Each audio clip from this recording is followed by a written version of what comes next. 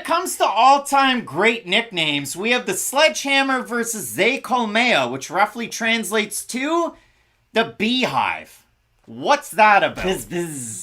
Matt, Ilir Latifi is an expert in many animals across the world. I just assumed he had retired off to some foreign beach onto a horse with a beautiful view. Like, I thought Ilir Latifi had his whole life figured out. Because he decided to talk about having staff, like, in front of everybody? I never thought they'd have him back.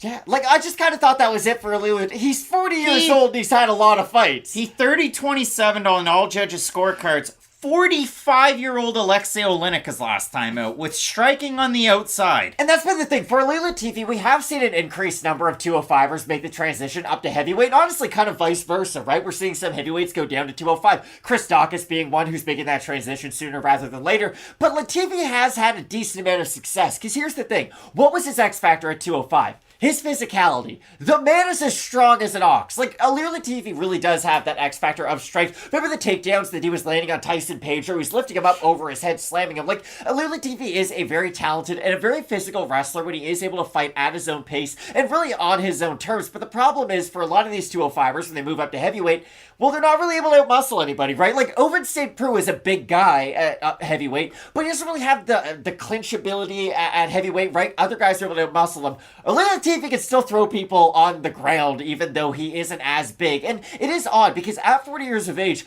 I assumed he'd have a back like Clayton Kershaw at this point, right? Like, he's just lifting and slamming and lifting and slamming. But Latifi, I do think, has been able to make the transition, at least with his skill set. He still fights very much like the fighter that he was at 205, moving up to heavyweight. Got into MMA because of his brother, got into the UFC because of Alexander Gustafsson, but when you do look at it for Ilir Latifi, you want the Cole's notes in his career. The chat seems to be going wild over the whole retirement thing out of Ilir Latifi after he beat Alexei Oleinik. Came into the UFC on a few weeks' notice. Oh, no, it was a few days' notice in a 3-round main event replacing Alexander Gustafsson against Gegard Mousasi. Did he win that fight, Matt? No, he got 30-27. He got 30-27 in that one. His pro debut is a no contest. Who made the debut on that card, Craig? Conor McGregor made his UFC debut on that card. It was a card in Sweden. If you look at it for Latifi, pro debut against Blagoy Ivanov, he went to take him down, pushed him up against the ropes, the ring collapsed like it was a WWE house show. So for Latifi, all the way through 2005, Swedish Greco-Roman bronze medalist in wrestling, and that is the base. Now, he's definitely added to the hands as things have gone on. The circle of OSP and Tanner Bozers between everyone, it's definitely there. Latifi has a performance bonus over OSP at 205. He was ranked as high as 5 in the UFC's light heavyweight division going into UFC 232 against, there's levels to this, Beaston 25-8 Corey Anderson. Lost that fight. And then Latifi debuted, unranked, against number 6 Derek Lewis at heavyweight at UFC 247 and gave a good account of himself in that fight. Now, since then, Latifi hasn't looked all that hot, and when you look at it for Nascimento, the one loss, the no contest, ritalinic acid being the issue, that was overturned by USADA, but the no contest wasn't overturned back to a win. So Nascimento kind of got screwed in that respect, but when you look at it for Nascimento, 6 wins by submission. What does he do when it's on the feet? And I know I've talked about this before. You talk Chris Daukaus, you thought Nascimento was going to roll over him. That's his only pro loss. Other than that, Nascimento gets it done with the hands, backs you up, softens you up, and then once the fight goes down to the mat, his jiu-jitsu can really carry him. And that's what I do think is the big difference between Latifi's last few opponents and Nascimento at heavyweight. I don't think a 40-year-old Latifi's lifting Nascimento up over his head and slamming him. Like, he might get a trip takedown. He does have good takedowns, but my issue with Latifi is when he throws straight shots, which are his power shots for the most part, he takes a very long time to recoil them. Like, the Corey Anderson fight against Latifi really made Corey Anderson look like a world beater because he went in there, landed good boxing combinations, was able to evade some of the bit more basic striking of Latifi.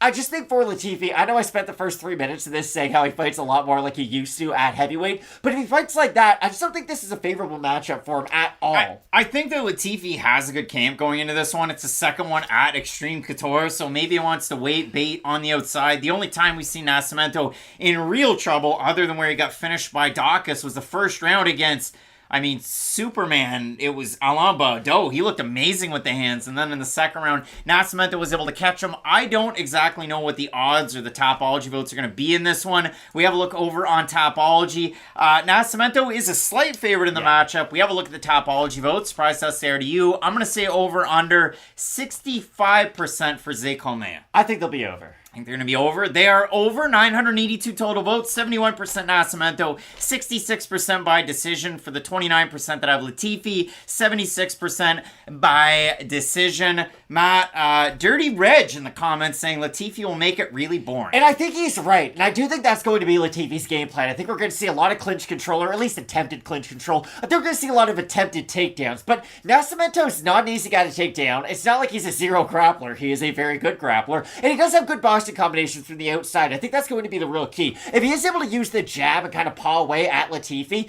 Latifi doesn't have a lot. Like, he doesn't throw kicks. He has good power shots, don't get me wrong, down the middle. But again, they're very basic. They are quite telegraphed. So unless Latifi can land the one big power shot or go for a high volume of takedowns, which I just don't believe he can do at 40 years of age, that's why I have Nascimento in this one. I also have Nascimento in the matchup. I think it's just a zippy 1-2, and he can mix in his power with those popping shots. ATT being the gym for Nascimento, getting ready for this matchup, and many others. A lot of great heavyweights there in the stable. And yeah, I mean, you talk about stables, horses, and riding off into the sunset. We'll see how it makes out for I'm Ilir terrified Latifi. of horses. I don't like them at all. No, they're freaky, Matt. Both of us going with Nascimento in the matchup. Next fight on the card, a possible fight in the night at welterweight. We got Orion Cosce taking on Gilbert Urbina.